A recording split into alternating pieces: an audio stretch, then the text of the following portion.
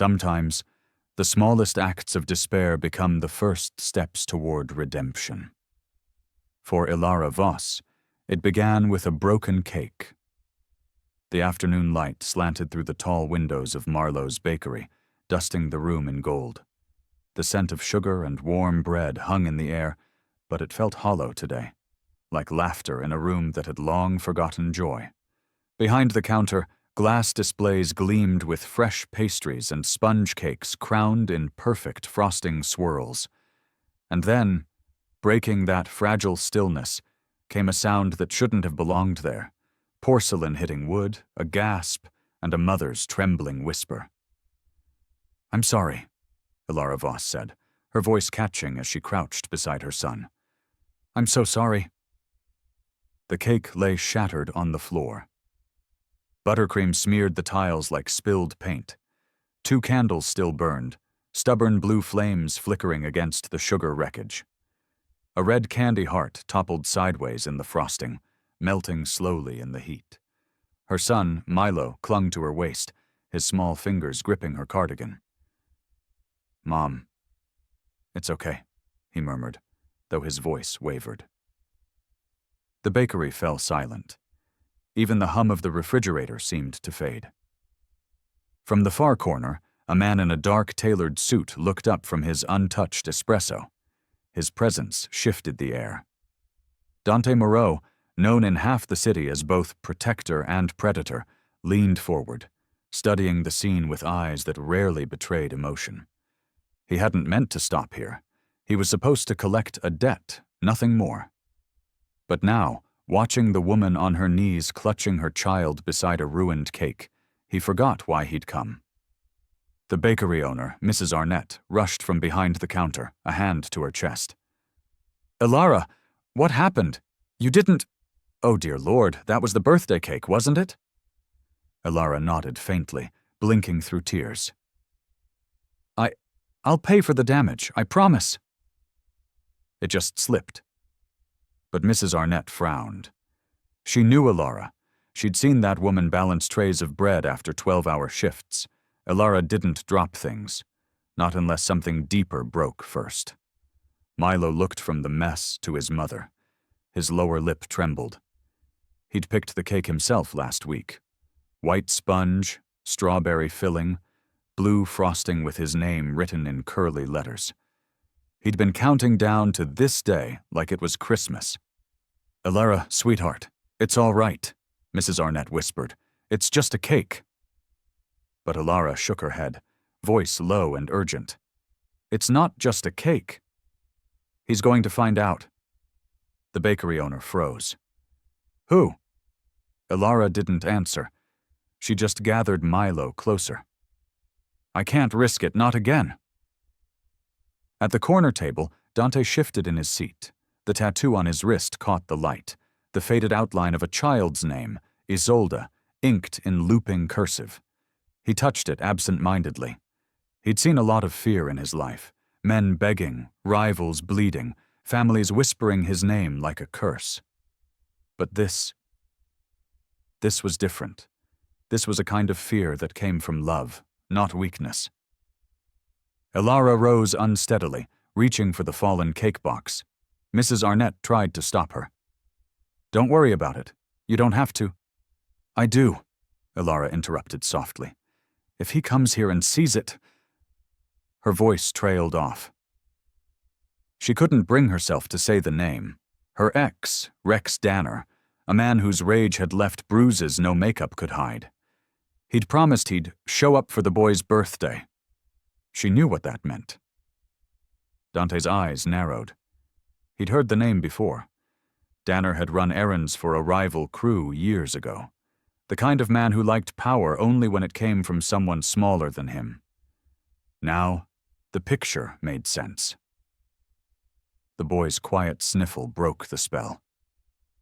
"It's okay, Mom," Marlow whispered. "We can still celebrate. We can make pancakes instead." That undid her completely. Elara knelt again, hugging him tight. "You're such a brave boy," she whispered into his hair. From his corner, Dante looked away. Something deep inside him stirred, a memory he'd buried under the weight of money and muscle. A little girl's laughter echoing in the back seat of a car, the flash of headlights, screams. Then silence. He stood, his chair scraped softly against the floorboards. The room turned to him as though the temperature had dropped. Mrs. Arnett froze behind the counter. One of the bakers disappeared into the kitchen. Even the radio went quiet. Dante Moreau didn't belong in daylight. His name was a rumor, a threat, a story parents used to scare their children into obedience. But today, he only stood there, tall, silent, eyes unreadable, and looked at the broken cake. Elara straightened slowly, fear flickering in her eyes as she recognized him. Everyone in the neighborhood did. She expected the usual: demands, cold threats, maybe a reminder of debts owed.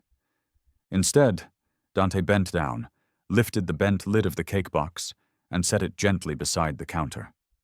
His voice, when he finally spoke, was low and even. "Let it be," he said to the baker. "Accidents happen." Mrs. Arnett blinked. "But—" He glanced at her once. That was enough. She nodded, falling silent. Then he turned back to Elara. For a moment he simply studied her, the exhaustion under her eyes, the tremor in her hands, the way she shielded her son without realizing it. Elara's pulse hammered. "I'll pay for it," she said quickly. "I don't want trouble." Dante's gaze softened, just slightly. "You already have enough of that." The words confused her more than they frightened her. But before she could respond, he reached into his coat pocket, not for a weapon, but for a folded envelope. He placed it on the counter beside the ruined cake. "For the damages," he said quietly, "and for a new one." When he turned to leave, the afternoon light caught on the ink at his wrist again, that ghost of a name. For a fleeting moment, Elara saw something fragile behind his hardened face. A father who'd lost more than he could bear. The door chimed softly as he stepped out into the street. The sound lingered long after he was gone. Mrs. Arnett stared after him. "What just happened?" she whispered. Elara didn't answer. She was still staring at the envelope, at the cake, at her trembling hands. Outside, Dante paused by his car. His driver waited, but he didn't move. He looked back through the glass window, watching the woman and her boy kneeling on the bakery floor. 2 candles still burned on the ruined cake. Faint, defiant lights against the wreckage. He could have walked away. He should have. But something in him wouldn't let go. "Get the files on Rex Danner," he said finally, "and call Pierce. We're changing course today." The driver hesitated. "Sir?" Dante's eyes remained on the window. "There's a woman and a kid. They're under my protection now." As the car pulled away, the bakery faded into the distance, but the image stayed with him. A mother's desperate act, a child's quiet courage, and a ruined cake that had somehow reignited the one thing he thought he'd buried forever: his heart. If you're enjoying this story, don't forget to subscribe, like the video, and tell us in the comments where you're watching from. Your support helps us keep these stories alive. And trust me, the best part is yet to come. Now, let's get back to it. The car carrying Dante Moreau slid into traffic and vanished behind a pane of sunlight, but the room he left behind stayed suspended, like a held breath. Elara stood in it, palms pressed to the counter, listening to the chime of the door fade into the soft whir of the pastry case. 2 blue flames still clung to their wicks on the ruined cake. Mrs. Arnett fetched a metal scraper and a broom and spoke gently, the way nurses talk in emergency rooms. "Go on, love. Take Milo home. I'll sort this." Elara wanted to argue, to clean, to apologize, to rewind the last 10 minutes. Instead, she took the envelope on the counter with 2 fingers, as if it might burn, and folded it into her cardigan pocket. She lifted Milo's backpack onto her shoulder, took his hand, and walked out without looking back. The second the door shut, the city's noise crashed into them. Car horns, bus brakes, the ragged breath of afternoon. Milo's grip tightened. She squeezed back. Pancakes, she thought. She'd promised pancakes.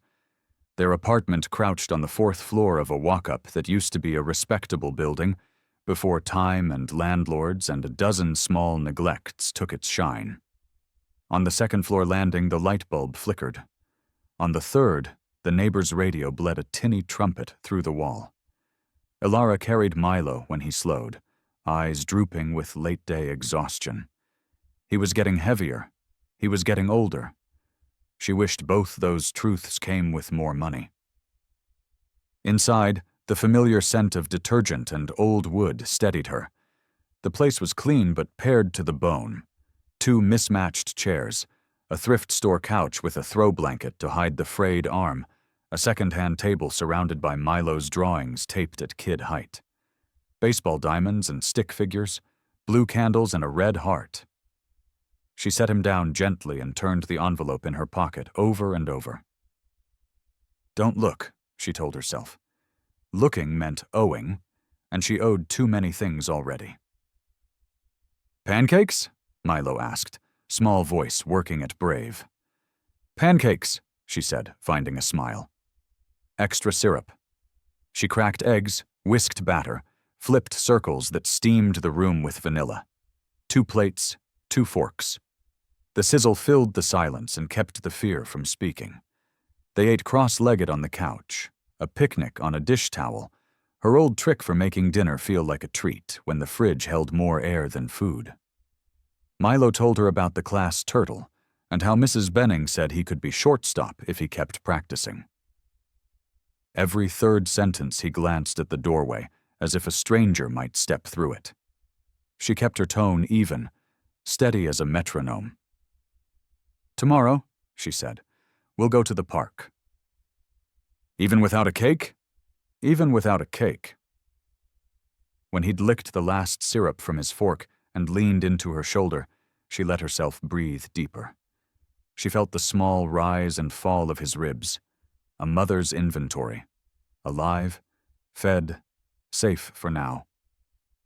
Her phone vibrated on the counter. The screen showed a number she recognized, blocked, which in her world meant Rex. She silenced it. It vibrated again. She switched it off, unplugged it from the charger, and slid it into the bread box where she stashed it when she couldn't bear to hear it clang against the inside of her skull. The quiet returned, thick and tender.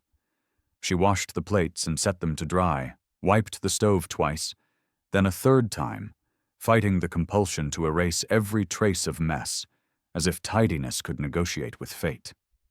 After Milo's bath, after pajamas and toothbrush, and a book about a green caterpillar who ate everything in sight, she tucked him under the quilt her grandmother had pieced in a different, kinder decade.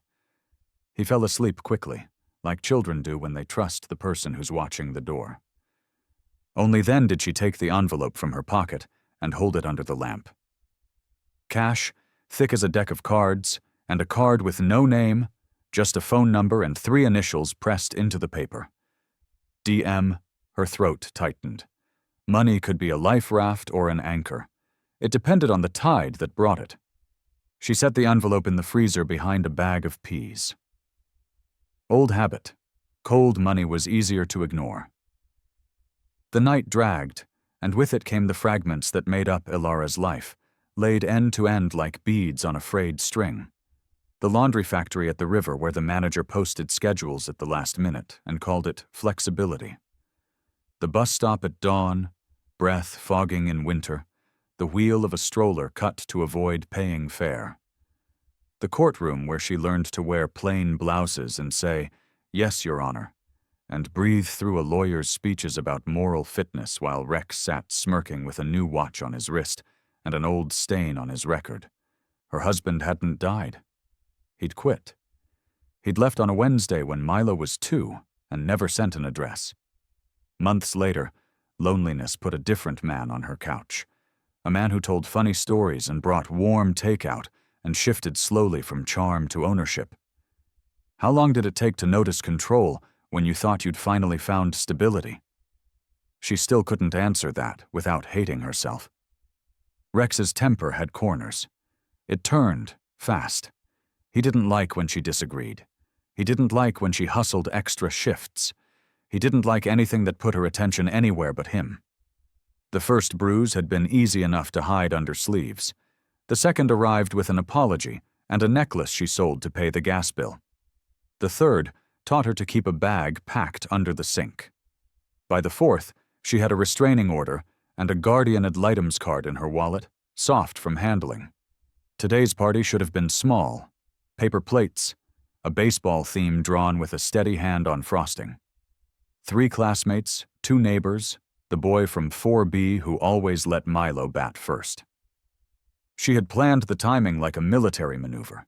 Midday, quick, no social media posts, no flyers in the lobby. But Rex had a way of finding opportunities through cracks.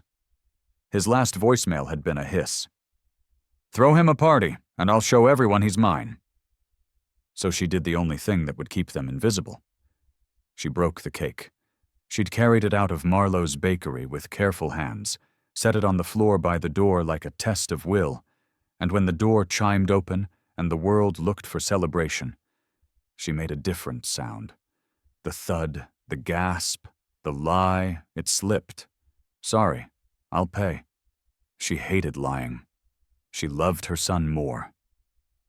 Across town, in a dim bar that fronted as a steakhouse, 2 men in dark jackets slid into a booth opposite a third with a thin scar across his nose. The scarred man, Pierce, folded his hands. "Well?" he asked. The first man shrugged. He walked in, watched a lady drop a cake, paid for the mess, and left. "No collection?" Pierce's disbelief sat heavy on the table. "None." "He canceled the account?" "He didn't say the words," the second man answered. "But you know how it is when the boss says a thing without saying it," he said. "Let it be." "That's not how this works." Pierce's gaze flicked toward the office at the back, where Dante sometimes sat when he wanted reminders of the empire he built. Empty tonight. "You sure he didn't say anything else?" The first man hesitated. He said, "There's a woman and a kid. They're under my protection now." Then he told me to pull a file. Rex Danner. Pierce leaned back slowly. That name had long half-lurked at the edge of their board, a minor nuisance with a major mouth. "Understood," he said at last. "Leave the bakery alone." "No one touches it. No one touches her." He lifted a finger when the second man started to protest. "He hasn't said that in years. If he's saying it now, we listen." "You think this is about her?" "I think this is about a ghost none of us can fight," Pierce answered, rubbing a thumb over a water ring in the wood. "Do what he asked." Quietly. Orders traveled through the city like electricity. A cop with a conscience owed Dante a favor and started the paperwork that made a piece of paper into a wall. A process server rehearsed his speech outside a dingy gym. A mechanic with tattoos on his knuckles checked the tires on a black sedan and parked it half a block from Elara's doorway, 2 men inside with thermoses and patience. A landlord who'd been threatening to change the locks found an envelope in his mailbox with next month's rent and a photograph of his unregistered basement apartment, clean as a whistle, ready to become a city inspector's new hobby if he needed reminding. "No guns," the order said. "No noise. Not this time." Elara tucked Milo in again at midnight after a nightmare left him damp with sweat and apology. "I dreamed the cake was a door," he said, drowsy, "and a man's hand came through it." "It was just a bad dream," she whispered, smoothing his hair. She meant it and didn't. She sat on the edge of his bed until his breath slowed.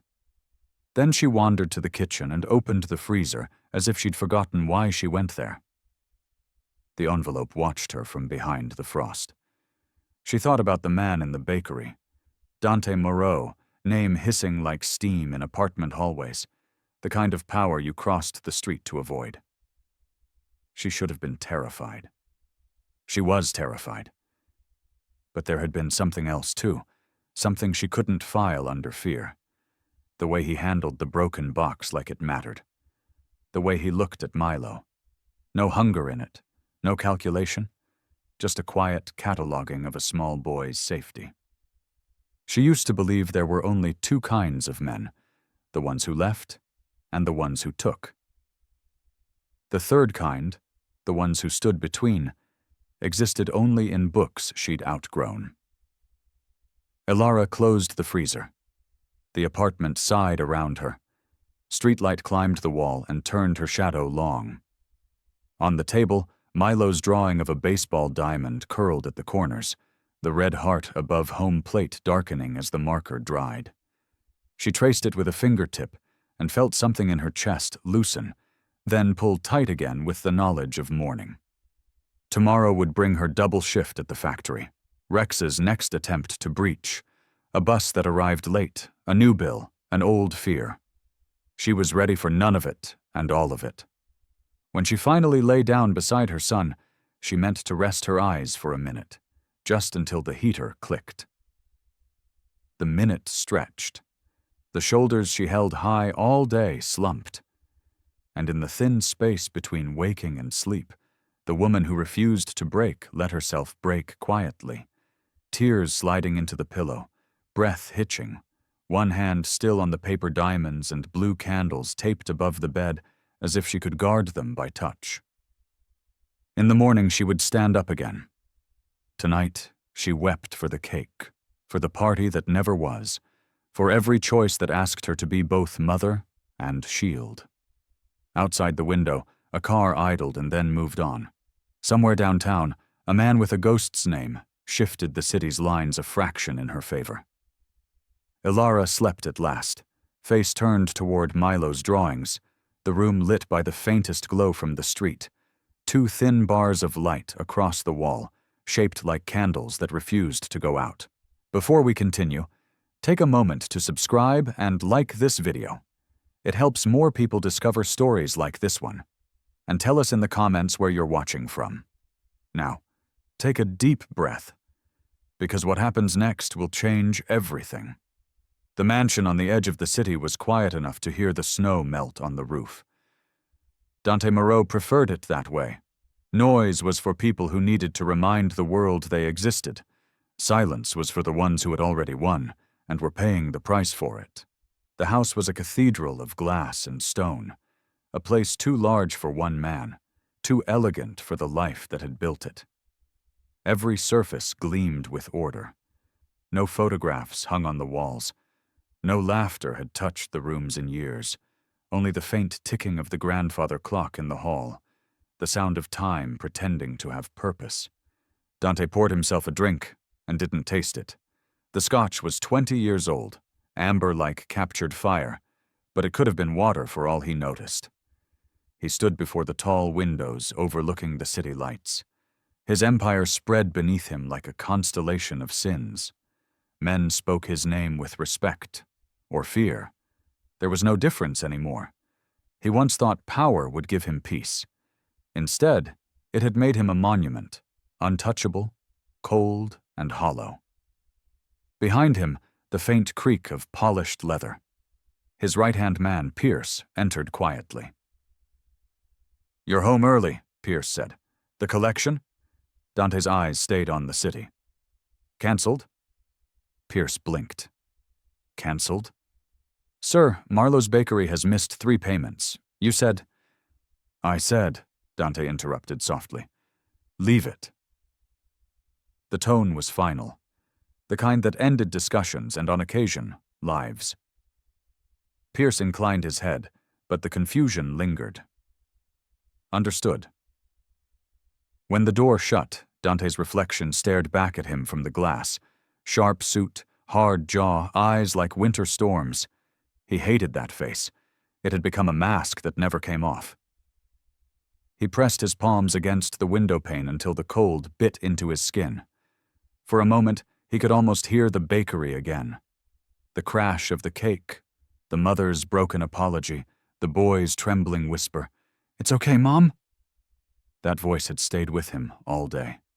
He could still see her. Elara Voss. The way she shielded her son instinctively.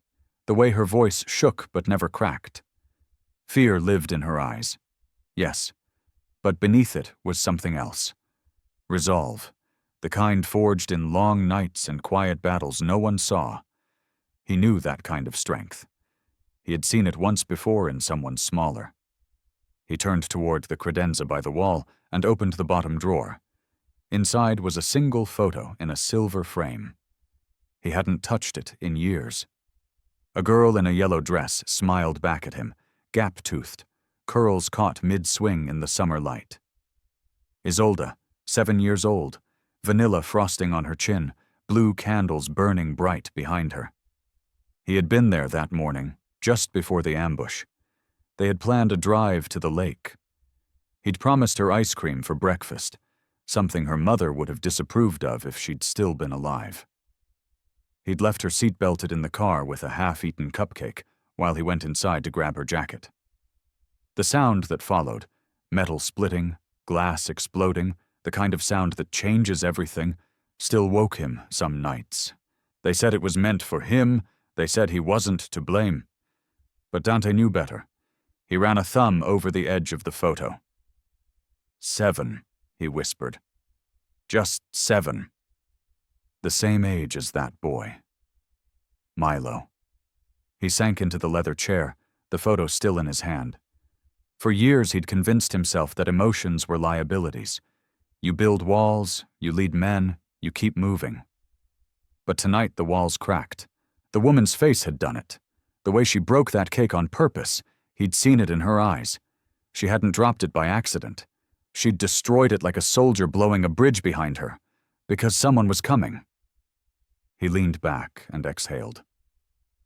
The smell of scotch and rain filled the room. On the desk before him lay his phone. He picked it up and dialed a number from memory. The line clicked, and a calm voice answered. "Mr. Moreau?" "Adler," Dante said. "I need something expedited." "What kind of something?" "A restraining order. Anonymous, for a woman and her child. Name's Elara Voss. Her ex is Rex Danner. You'll find the file in public records. Domestic abuse, violation of prior injunctions, custody battles." There was a pause. "And the protection detail?" "Discreet, no contact, no noise." "They see anything?" "They call me." Adler hesitated. "And if the man approaches her again?" "Then he disappears," Dante said flatly. He hung up before the lawyer could reply. The scotch in his glass caught the light, glinting like a warning. He set it aside and reached for the small tin box hidden beneath a stack of old ledgers. Inside were keepsakes, rare in his world. A tiny silver locket, a lock of hair the color of sunlight, a hospital wristband from 7 years ago with the name Isolde Moreau fading in blue ink. He held the wristband between his fingers until it hurt. For years he'd buried himself in deals and blood and debt collection, pretending redemption was a word for weaker men. But the image of that boy clinging to his mother among the ruins of a cake had scraped something raw in him. He couldn't ignore it. Not anymore. He rose and walked to the piano in the corner. Dust lay thick across the keys. He brushed it away with his sleeve and pressed one note. The sound was off-key, hollow. He played a few more, slowly, the way he used to when Isolde would dance barefoot across the carpet, giggling at his mistakes. He could almost hear her laugh now, faint but close enough to ache. Pierce returned after an hour, silent until spoken to. Dante didn't turn around. "It's handled," Pierce said. "Paperwork's in motion. Your orders are being followed." "Good." Pierce hesitated. "This woman, do you know her?" Dante's jaw tightened. "No." "Then why?" "Because someone should have done it for mine," Dante cut in, voice sharp as a blade. Pierce understood then, or at least enough to stop asking. He left the room without another word. When the silence returned, it was heavier than before. Dante looked once more at the photograph of Isolde, and then at the city beyond the glass. In the distance, a small bakery's neon sign flickered on against the night. Marlow's. He remembered the smell of vanilla, the broken cake, the boy's small, trembling hand. He reached into his pocket and drew out a coin, the kind his men carried as a symbol of loyalty, stamped with his insignia. He turned it over once, twice, then placed it on the desk beside the photo. A marker, a reminder. There was a time when everything he touched turned to fear. Maybe it was time to touch something else. He pressed a number on his phone, the one that connected directly to his network of watchers. "Find out everything about her," he said. "Elara Voss, where she works, who she talks to, who she's running from." Quietly. The voice on the other end started to ask questions, but Dante ended the call before they could. He didn't need reasons anymore. Outside, thunder rolled across the skyline, echoing off glass and steel. He poured out the rest of his drink, the amber liquid sliding down the drain like melted gold, and stood there until the glass ran clear. For the first time in years, Dante Moreau felt something close to purpose. Uneasy, uninvited, but alive. He set the photo of his daughter on the piano, beneath the soft glow of the lamp. The girl in the picture smiled forever at 7 years old, blue candles flickering in her memory.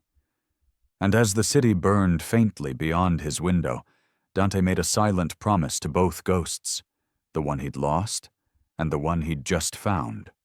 Rain came that night, the kind that blurred the city into watercolor. It fell steady against the high windows of Dante's study, whispering across the glass like confession. He sat at his desk, coat discarded over the back of the chair, sleeves rolled, cigarette burning itself out in the ashtray. The room smelled of smoke, wet asphalt, and exhaustion. A single folder lay open before him. Voss, Elara. Adler had delivered it personally. Dante trusted few men, and Adler's discretion had been bought with years of silence and the occasional buried secret. He flipped through the pages slowly, methodically. Age, 31. Occupation, laundry factory worker, part-time baker's assistant. Dependent, 1 minor, Marlow Voss, age 7. Filed restraining order against Rex Danner, ex-partner, record attached. Custody hearing postponed twice due to financial inability to retain counsel. There were photographs, too, grainy shots taken from a distance. Elara leaving her building with a thermos in hand, a scarf wrapped tight against the morning cold. Milo skipping beside her, mismatched gloves and a backpack patched with tape. Dante stopped at one picture, the boy laughing mid-step, face lifted toward his mother. It wasn't the laughter that caught him. It was the way she looked down at him. Tired, yes, but completely there. All the love in the world compressed into one fleeting moment. He turned the photo over and saw the time stamp. 6:42 a.m. She had been walking him to school before her first shift. He sat back, the chair creaking. Pierce's voice echoed from earlier that evening, still fresh in his mind. "We did as you asked. She's got protection. Quiet. No guns, no contact." The lawyer filed for the order against Danner. But if he's half as stupid as his record says, he'll test it. Dante had simply replied, "Then he'll learn." Now, hours later, the storm outside mirrored the one inside him. There was something about this woman's file that felt heavier than the rest. It wasn't just another protection job. It was unfinished business with himself. He leaned forward, uncapped his pen, and scribbled on the last page. Ensure rent covered. Utilities stable. Discreet observation nightly. Report weekly. He set the pen down and lit another cigarette. Smoke drifted toward the ceiling in thin silver threads, threads of mercy, fragile but deliberate. Across the river, Elara woke to the sound of dripping water. The leak above her kitchen sink had returned, plinking into a metal pot she kept there to catch the rhythm. Morning light barely crept through the blinds. Milo was still asleep, his hair a messy halo on the pillow. She slipped from bed quietly, stretching her sore wrists before putting on the kettle. The notice from the factory sat on the counter. Hours reduced until further notice. She traced the words with her thumb, trying to imagine what further notice meant when the bills didn't wait. At 8 sharp, she walked Milo to school under a sky the color of wet concrete. Her boots leaked at the seams, but she kept her head high. When she returned home, she found her landlord waiting at her door. "Morning," he said, tone uncharacteristically mild. She stiffened. I know. I'm behind. I'll have the rest next week." He raised a hand. "No rush. You're caught up." "What?" "Paid in full," he said, tapping the clipboard. "Month ahead even." She blinked. "By who?" He shrugged, already turning down the hall. "Anonymous transfer. Maybe a miracle." She stood there, keys in hand, heart hammering. Her first thought wasn't gratitude. It was fear. Rex had done this before, paid her debts to make her look dependent, then thrown it in her face later. But this felt different. There was no message, no strings, just silence. Inside, she found an envelope under the door. No handwriting, no mark. Her fingers hesitated before opening it. Inside was a court notice. Restraining order approved and served. The date was yesterday. She hadn't even refiled yet. The paper trembled in her hands. Someone had done this for her. She sat down on the couch, breath catching. Outside, a van idled briefly, then drove away. By nightfall, Dante's men had their positions. 2 blocks up, one car idled with the lights off. Across the street, a man with a thermos watched the building's entrance, pretending to be a delivery driver waiting for his next call. The orders were clear. Observe, intervene only if necessary, and keep their distance. When Pierce called to confirm, Dante's voice was steady. "No contact. I don't want her knowing she's being watched." "Boss," Pierce said, "she'll notice." "People always do." "Let her think it's the rain," Dante replied. He hung up and poured himself coffee instead of whiskey. He hadn't touched alcohol in 3 nights. The silence in the mansion felt different now, less like a cage, more like waiting for something to happen. He stared at the photograph of Isolde again. "You'd like her," he murmured to the smiling face. "She's strong." Elara noticed the van the next evening. Parked across the street, always the same spot, headlights dimmed. The first time she thought it was coincidence. The second night, she closed her blinds early. By the third, her nerves began to fray. Milo was doing homework at the table when she finally looked out again. The van was still there, engine low, exhaust curling into the cold air. "Mom?" he asked softly. "Why's that car always there?" She forced a smile. "Probably delivery guys." "Don't worry about it." But she did. She double-checked the locks, left the kitchen light on, and sat up long after Milo fell asleep, the hum of the refrigerator keeping her company. At midnight, her phone buzzed, a message from an unknown number. "Your ex has been served. He won't call again." She stared at the screen. Her breath caught as the phone buzzed once more. "You're safe. Don't ask how. Bake the next cake." DM. Her pulse jumped. DM. The initials clicked instantly. The man from the bakery. The suit. The legend whispered in fear through every street in the city. She dropped the phone on the counter like it had burned her. The hum of the refrigerator filled the silence again. "Mom?" Milo's sleepy voice floated from the bedroom. "Go back to sleep, honey," she said quickly. When she was sure he had, she picked up the phone again. She reread the message until her vision blurred. Safe. Bake the next cake. She wanted to delete it, pretend it didn't exist. But some part of her, some part that had forgotten what it felt like to exhale, believed him. She walked to the window. The van was gone. Only wet streets gleamed under the yellow lamps. Still, she whispered into the dark, "Why me?" Miles away, Dante leaned against the railing of his balcony, watching the rain carve lines down the city lights. He didn't have an answer for her question, not yet. He only knew that mercy, once started, was harder to stop than vengeance. He crushed his cigarette and looked down at the small card on his desk, embossed with her name and address.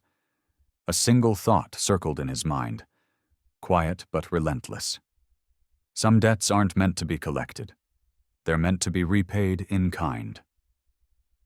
In her apartment, Elara stood in the stillness, the glow of her phone lighting her face. Her thumb hovered over the screen, trembling between fear and faith. She whispered the initials again, barely a breath. DM. Her pulse steadied for the first time in months. In that fragile peace, she closed her eyes and let herself imagine baking again. Flour, sugar, warmth. Not for survival this time, but for hope. And yet, even as the thought comforted her, she couldn't shake the unease curling beneath it. Because kindness that powerful never came without a price. Elara set the phone down and stared at the initials glowing on the screen, torn between gratitude and fear. The invitation came in the simplest way, a folded slip of paper tucked beneath her apartment door. No name, no flourish, just 6 words written in neat block letters. Delivery at Marlow's. Thursday. 5 p.m. Elara read it 3 times, her pulse flickering with unease. She hadn't set foot near Marlow's since the day she'd smashed the cake. She'd walked different routes to work, crossed the street at the corner to avoid even glancing through its window. The shame of that moment, the ruin, the whispers, the way Milo's eyes had dimmed, still sat behind her ribs like a bruise. But something about the note tugged at her. Delivery. That word felt deliberate. Thursday came with shy sunlight, the kind that breaks through winter like it's apologizing for being late. Elara left the factory early, her apron still faintly dusted with detergent powder. She hesitated outside the bakery door, smoothing her coat, pressing her palms against her thighs to steady herself. Through the window she saw movement, silhouettes, soft light. For a heartbeat she considered turning away. Then, from inside, the door opened. "Mrs. Voss?" It was Mrs. Arnett, the bakery owner, smiling in that tentative way people do when they're part of something larger than they can explain. "We were expecting you." Expecting. The word made Elara blink. She stepped in, and the world changed. The bakery she remembered, fluorescent, tired, dusted with sugar and despair, had become something else entirely.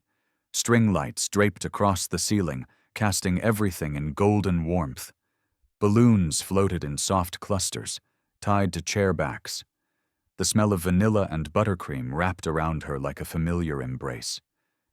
And in the center of it all sat a cake. A perfect cake. Round, white-frosted, the grass-green field piped in careful swirls, tiny white bases at each corner, and at the center, a chocolate pitcher's mound with a single name written in blue script, M-I-L-O.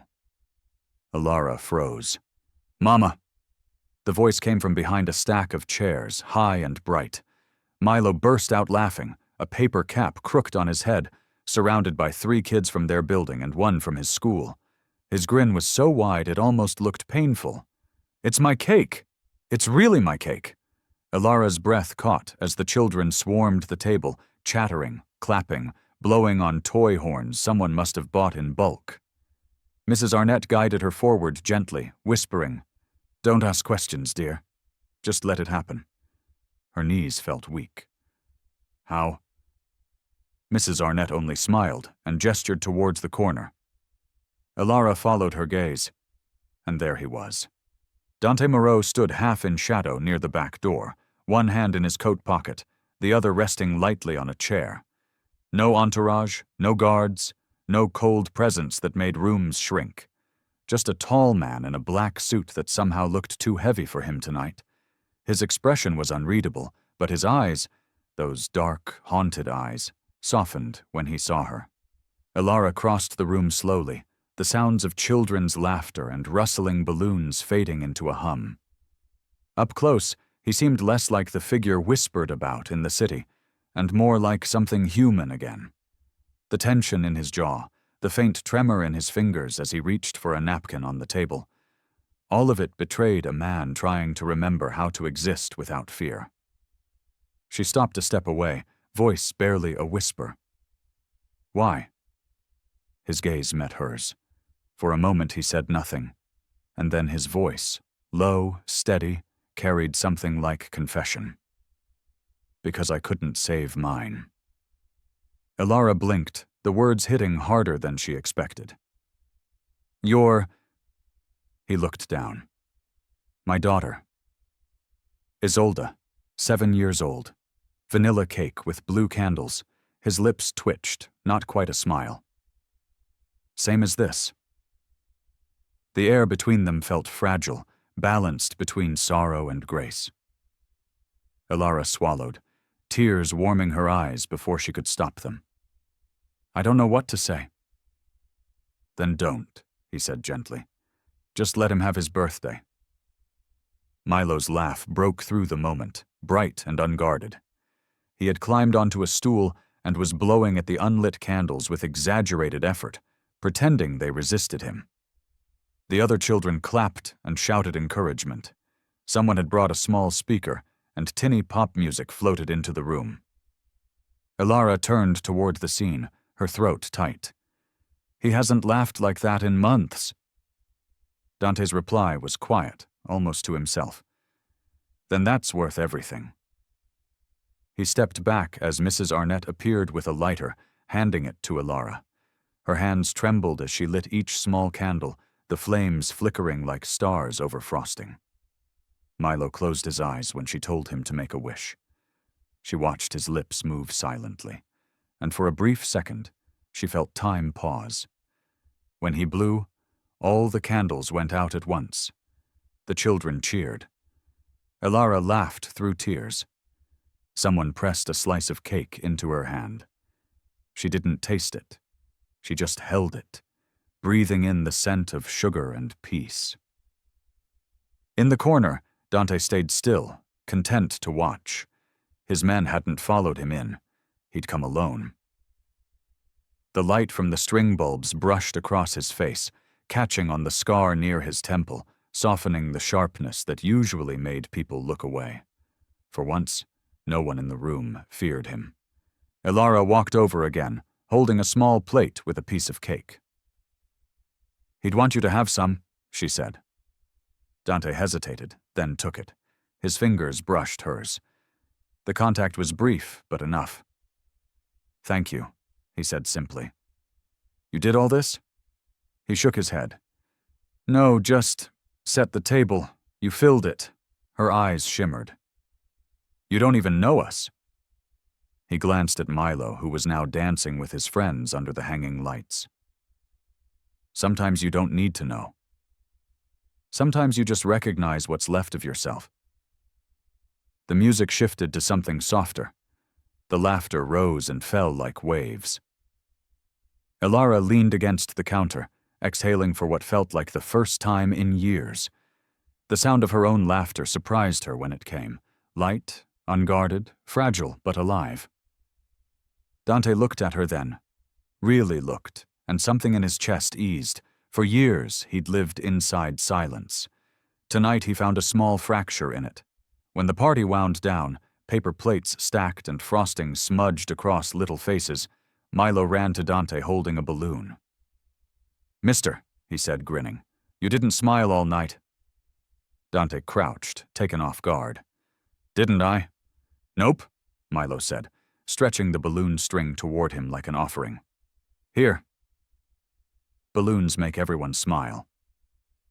Dante stared at the string, then at the boy.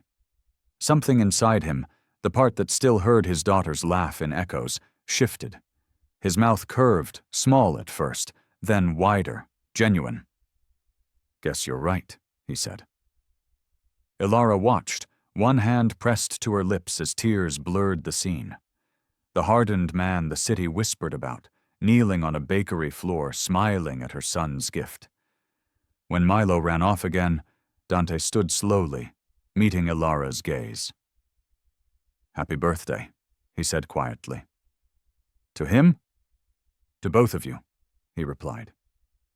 Then he turned toward the door, the sound of children's laughter chasing him into the street.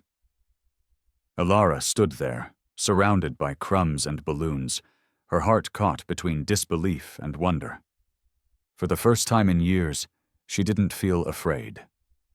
And somewhere down the block, under a sky bruised with evening light, Dante Moreau walked alone, smiling for the first time since the candles on another child's cake had gone out. The celebration should have ended hours ago, but the bakery still glowed like a lantern against the dark. Streamers sagged, frosting streaked the counter, and half the balloons had sunk to the floor, nodding gently in the draft from the door. Milo was still chasing his friends in dizzy circles, laughing with a freedom that made Elara's heart ache. She sat on a stool by the counter, watching, her hands clasped so tightly the knuckles ached. It had been perfect. Too perfect, almost. Every small detail from the invitations to the cake had matched his son's daydreams. The kind of night that felt like a reprieve, not real life. Even now, as she looked around, she half expected the warmth to vanish, leaving only the noise of her own breathing in a cold, empty room. Across the way, Dante Moreau stood near the door, coat over one arm, speaking quietly with a man Elara didn't recognize.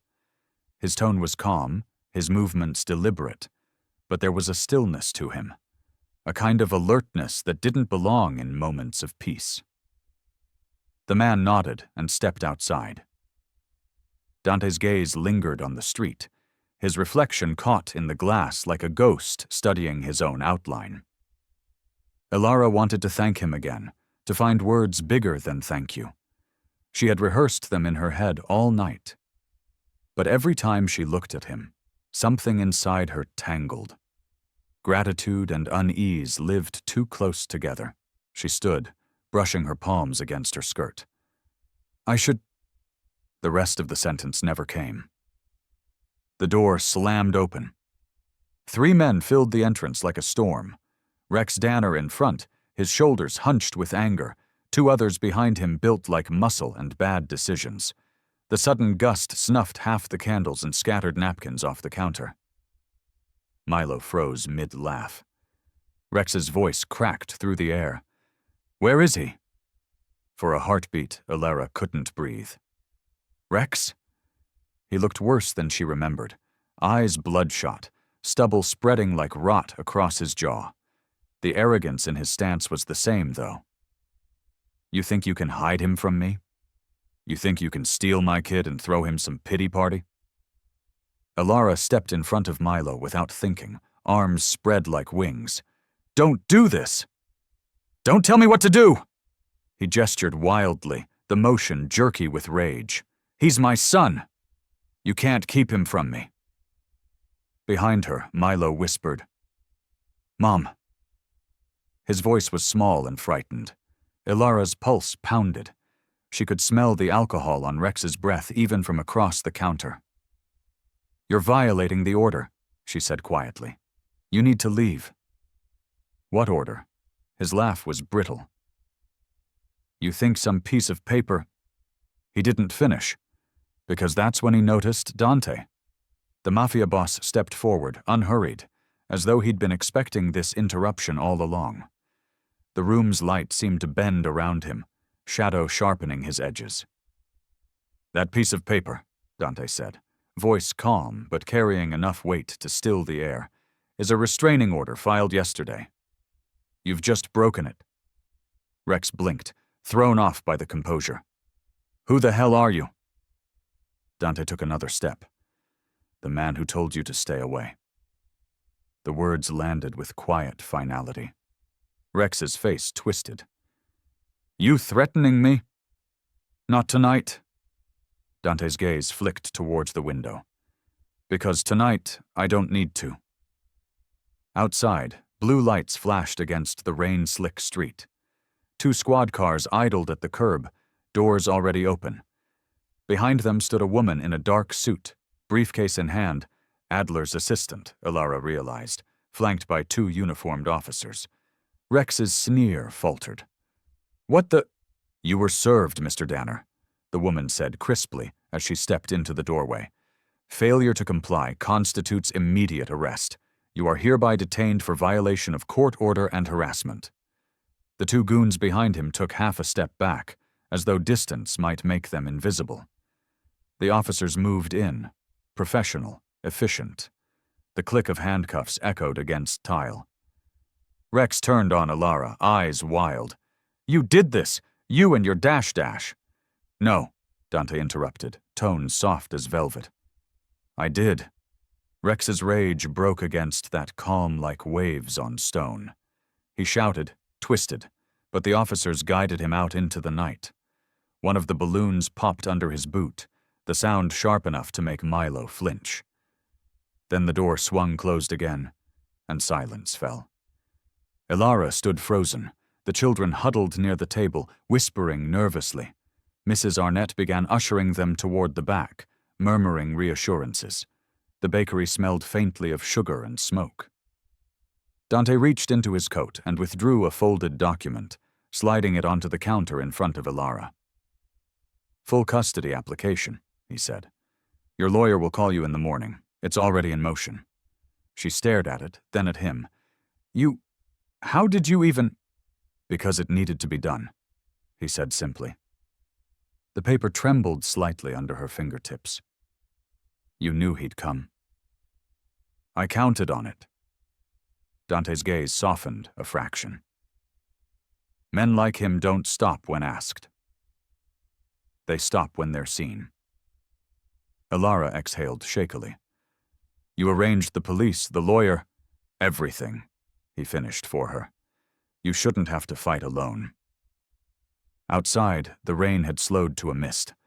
Red and blue light rippled faintly across the windows, reflecting against Dante's face.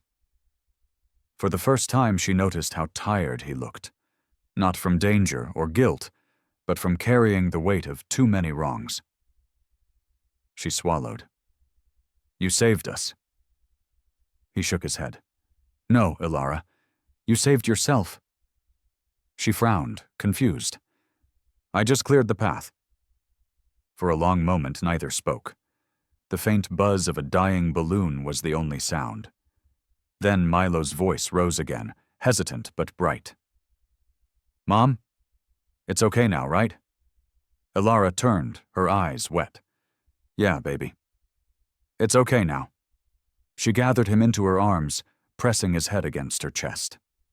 When she looked back toward the door, Dante was already halfway through it, the rain catching in his hair like silver. She wanted to call out, to ask him to stay, to say the words she couldn't find. But all that came was a whisper that barely reached him. "Thank you." He didn't turn, but his hand lifted once in quiet acknowledgement before disappearing into the night. Inside the bakery, the lights flickered again, settling into a soft glow. Milo's laughter, shaky but real, filled the room once more. Elara stood among the crumbs and the wreckage, the scent of vanilla still lingering. And for the first time in years, she believed that maybe justice didn't have to come with fear. Sometimes it came with mercy wearing a black suit. The bakery had gone still, the echoes of laughter fading into the hum of the refrigerator and the faint creak of old wood settling in the quiet. Elara stood by the window, her reflection wavering against the glass, one hand still trembling from everything that had just happened. The night smelled faintly of sugar and rain, two scents that should never have coexisted, yet somehow did. Dante was still there. He hadn't left when the others did. The police cars had gone, the children had been taken home by their parents, and even Mrs. Arnett had locked up and whispered, "You should rest, dear," before slipping out. But Dante stayed. He stood near the counter, sleeves rolled up, helping her gather the remains of the party, a quiet, unexpected act that made him look nothing like the man whose name was spoken with caution across the city. His movements were deliberate, unhurried, the kind of care that said more than words. Elara stacked the plates, feeling the silence stretch between them. "You didn't have to stay," she said softly. "I know." His voice was low, even. "But sometimes it's harder to leave." She looked up at him. The lighting was dim now, just a few warm bulbs left glowing over the counter. It softened the sharp lines of his face, catching on something silver near his wrist. At first, she thought it was a scar. Then she saw the ink. A name, Isolde, followed by a date, March 17th. Her breath caught before she could stop it. "Your daughter?" He froze for half a second, the question hanging between them like a held breath. Then he nodded once. "She loved vanilla cake, too." Elara's throat tightened. "I'm sorry." He gave a small, humorless smile. "Everyone says that?" She didn't reply. Instead, she watched as he wiped a smear of frosting from the table with his thumb, staring at it like it might give him an answer.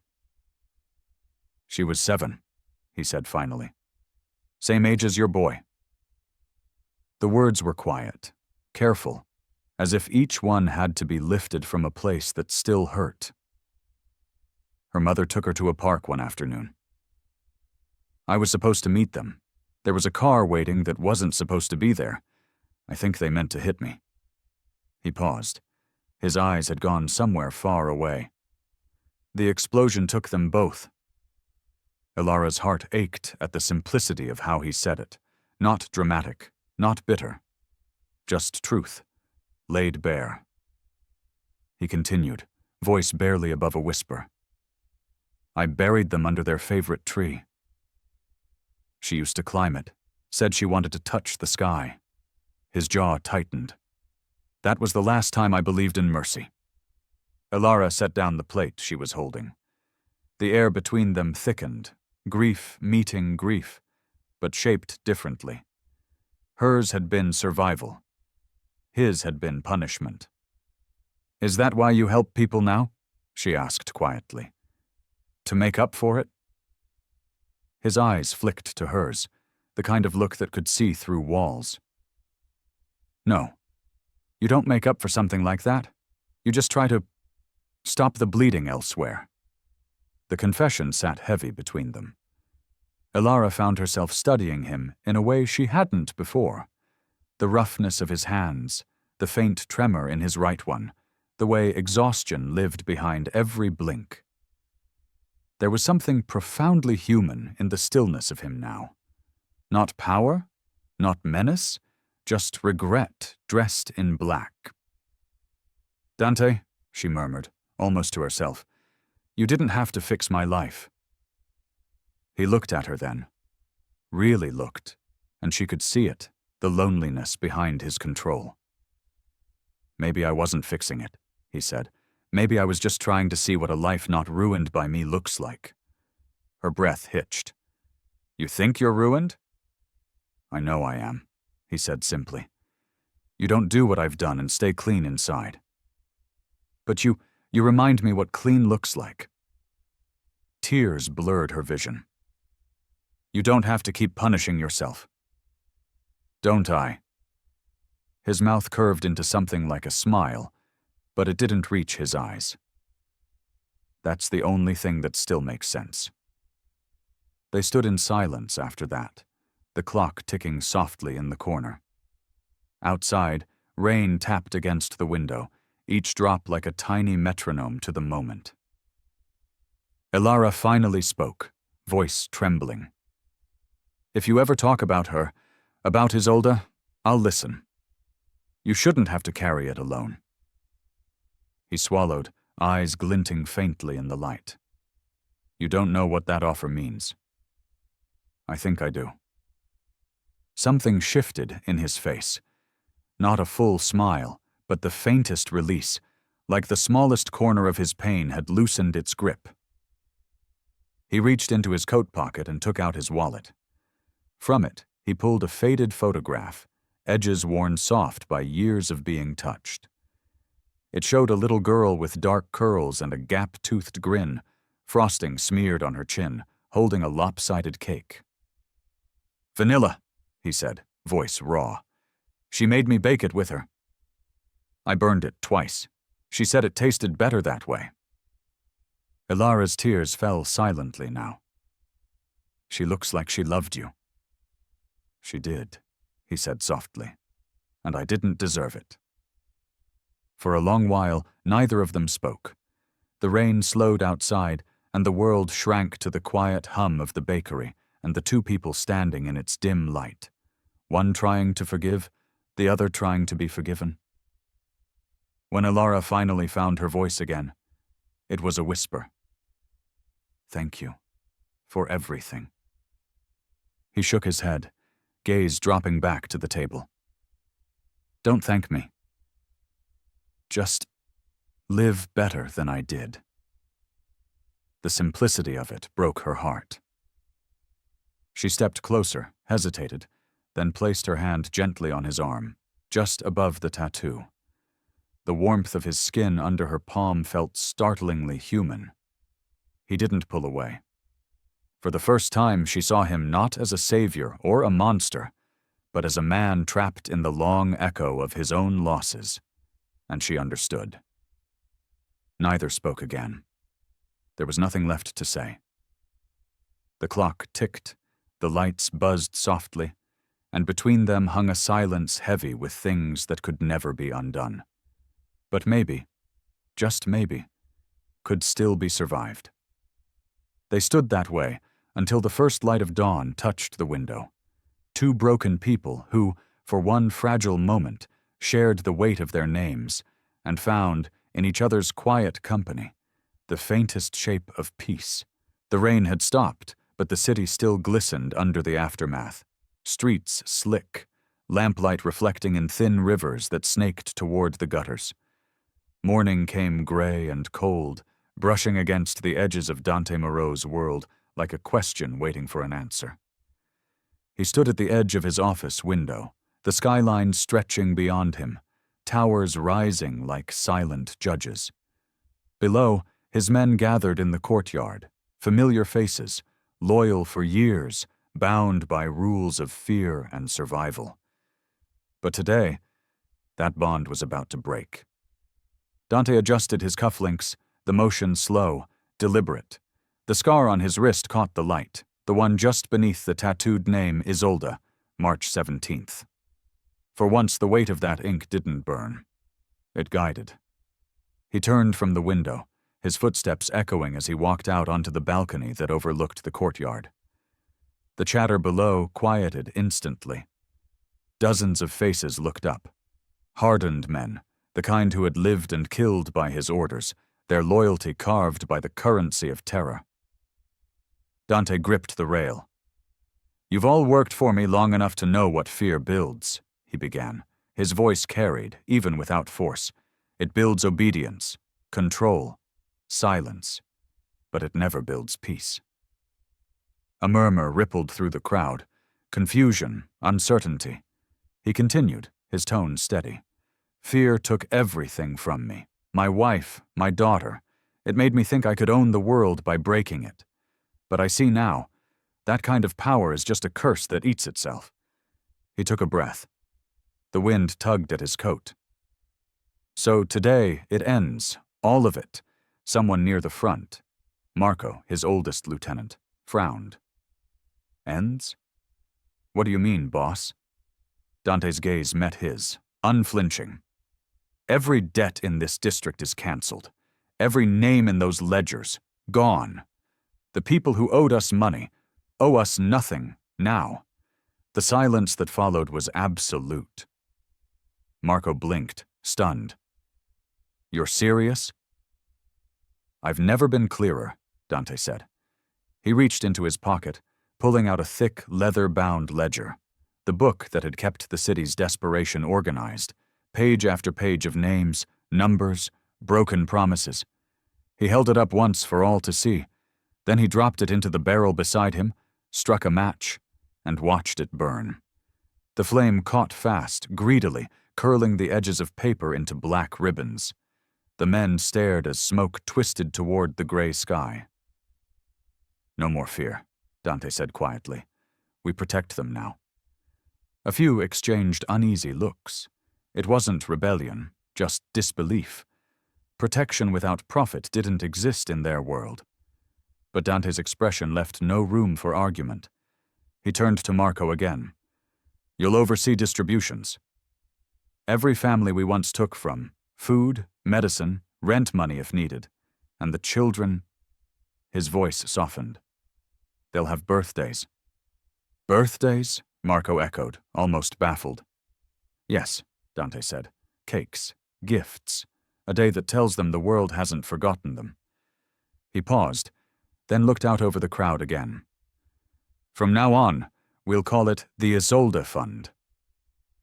The name landed softly, reverently. A few of the older men bowed their heads.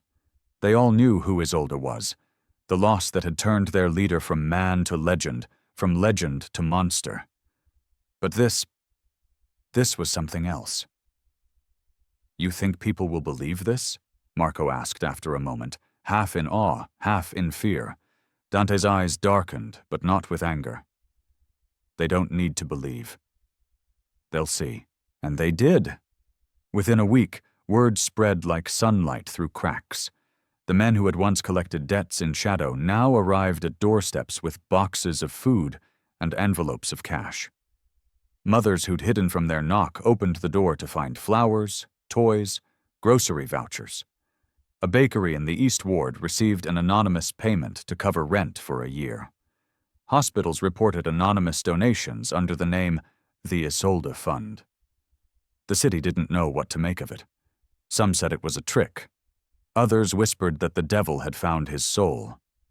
But when the first birthday party sponsored by the fund lit up the courtyard of a women's shelter, with candles, laughter, and music, even cynicism melted. Reporters came and went, snapping pictures of children blowing out candles with frosting on their noses.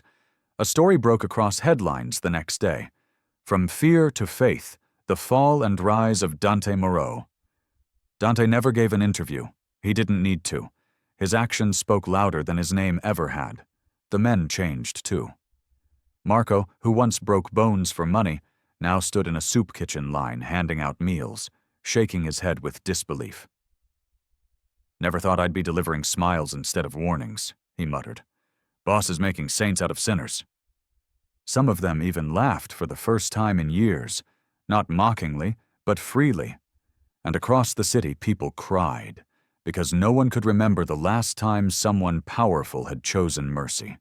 The day of the fund's first public event arrived quietly, a community fair hosted in the same district where Dante's rule had once been strongest. The park was strung with lanterns, tables stacked with food, children darting between stalls. A live band played old swing tunes. It was the kind of joy that didn't need permission. Elara stood among the crowd with Milo, his small hand clutching hers. He was wearing a paper crown, frosting already smeared across his cheek. She watched as one of Dante's men helped hang a banner. The Isolde Fund, for every child who deserves a birthday. Tears burned behind her eyes. She thought of the first time she saw Dante, the shadow in the doorway, the man whose name had once frozen her blood.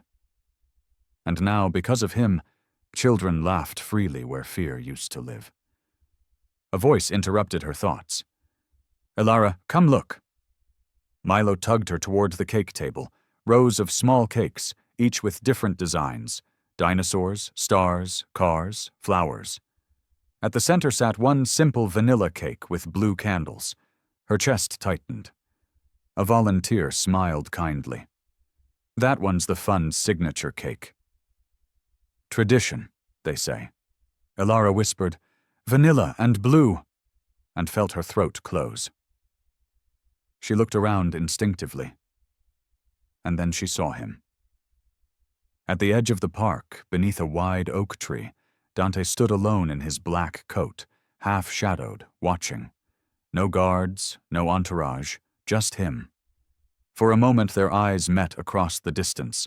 He didn't move, didn't smile, but the faint nod he gave her carried 1,000 unspoken words. Gratitude. Farewell. Peace. Elara blinked away tears, squeezing Milo's hand tighter.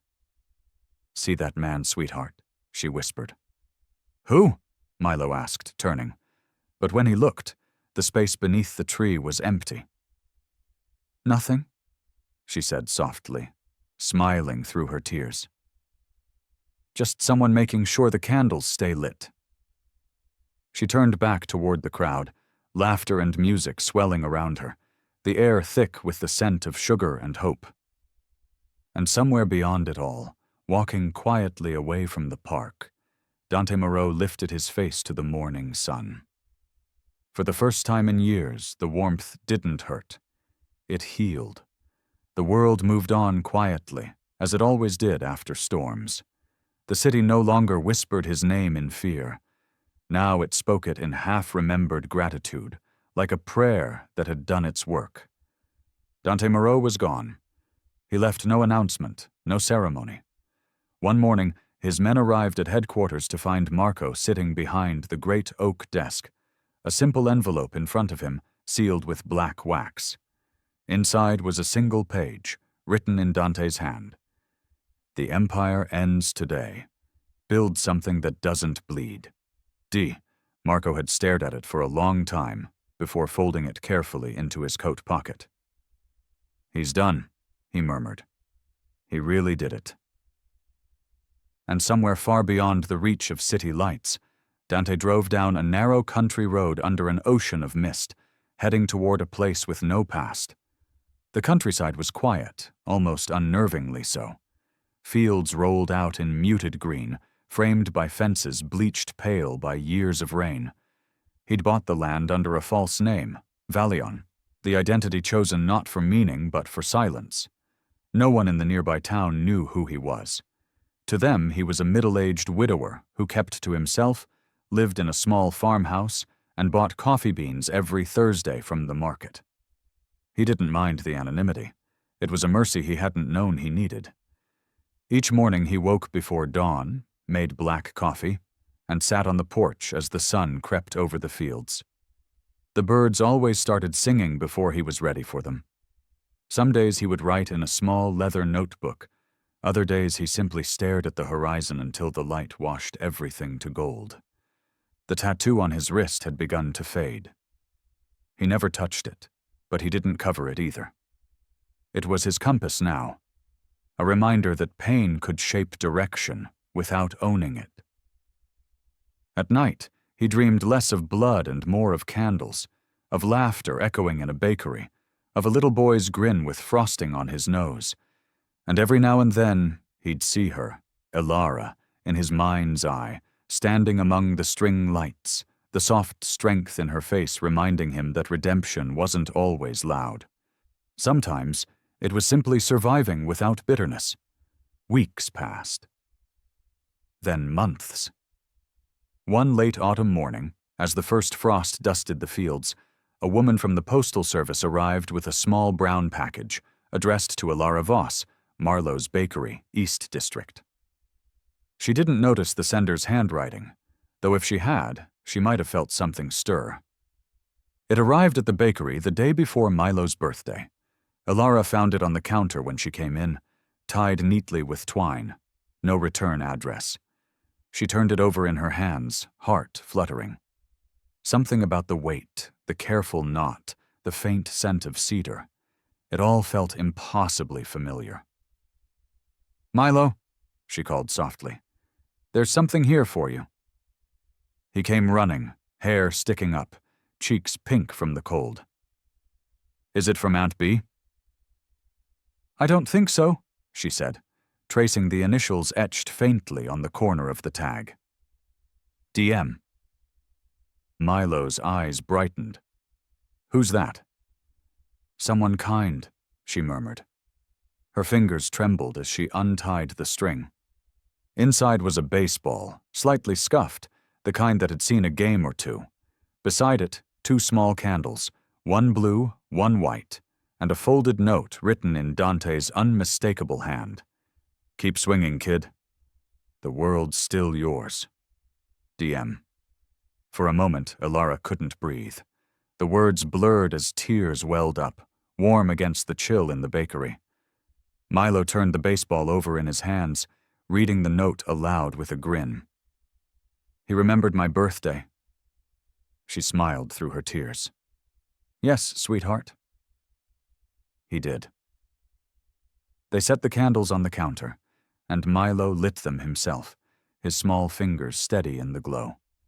The flames flickered softly, casting tiny halos of light on the old wooden walls. "Mom," he whispered after a moment, eyes fixed on the candles, "do you think he'll come back one day?" Elara swallowed the ache in her throat. She looked at her son, his innocence, his hope, and found her answer somewhere between sorrow and grace. "He already did, sweetheart," she said softly, "just in a different way." Milo smiled, closing his eyes to make a wish. When he blew out the candles, the smoke curled upward in delicate spirals, fading into the morning light that spilled through the bakery windows. Outside, the city carried on, unaware that in a little shop once touched by fear, a mother and her son were celebrating life instead of surviving it. And miles away, in a quiet countryside house surrounded by whispering fields, a man named Valian, who had once been Dante Moreau, sat by his window, watching the horizon. The late sun bled across the sky, warm and gold, just like frosting melting under light. On his table rested a small box identical to the one he had sent. Inside it was another baseball, another pair of candles, and one new letter he hadn't yet sealed. It read, "For the next child who needs a reason to hope. The Isolde Fund." He folded it carefully, slid it into the box, and smiled faintly. Outside, dusk began to fall. Somewhere far off, church bells rang, soft and distant, as if marking not an ending but a beginning. Dante stood, opened the window, and let the wind carry the scent of rain through the room. He whispered to the fading light, "Happy birthday, Isolde." Then he sat back, the quiet settling around him like peace finally earned, the kind that comes not from forgetting the past, but from forgiving it. And for the first time in years, Dante Moreau, now Valian, the man with no name but 1,000 second chances, closed his eyes and rested, knowing the world and the people he left behind were finally safe. If this story has your attention, hit that subscribe button and let us know where in the world you're watching from. Every story we tell connects the past to the present, and we'd love to have you with us for the next one.